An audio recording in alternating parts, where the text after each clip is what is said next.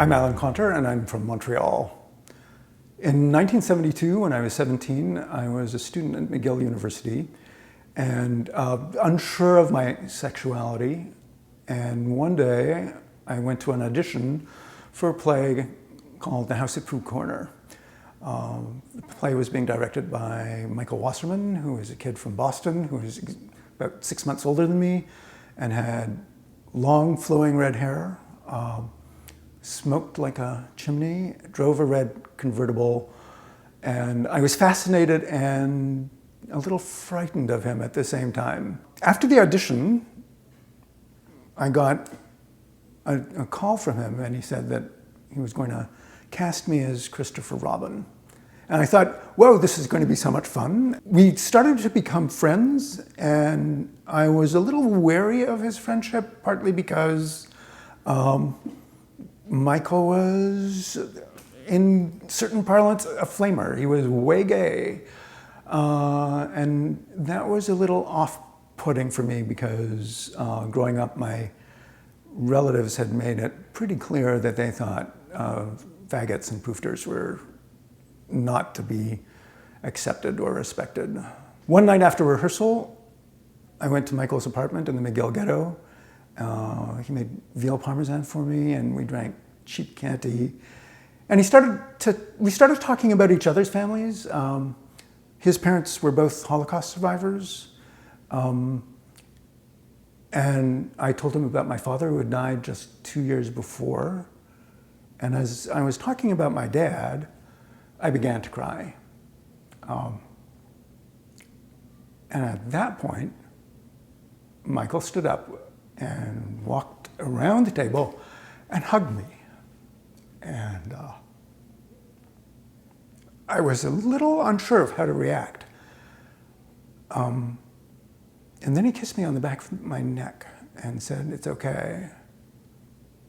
And to my surprise, I turned around and kissed him on the lips. I spent the night there and basically had lost my virginity and felt wonderful the next morning, and at the same time,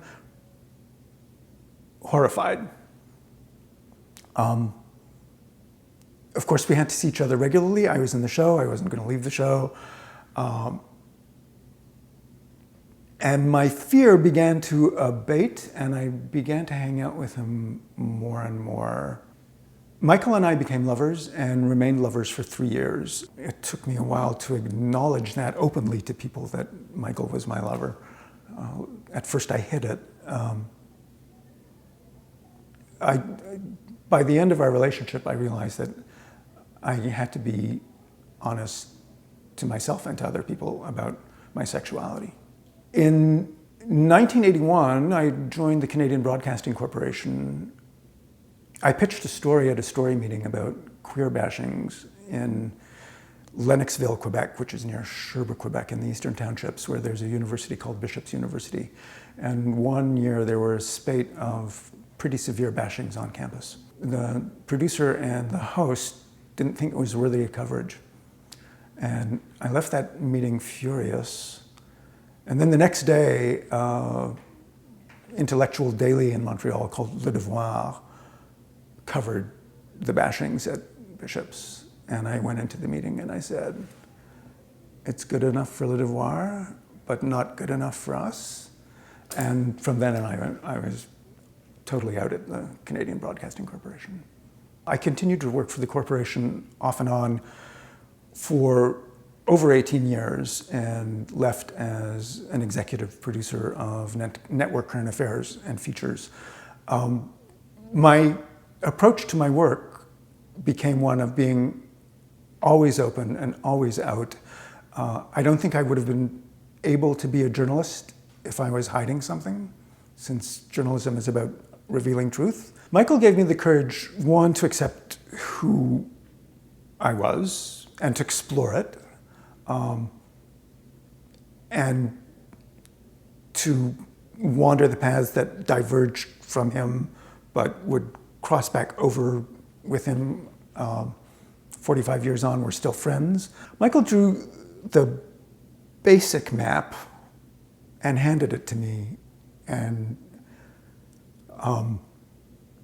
I took it and then learned, partly through watching him, how to draw it on my own.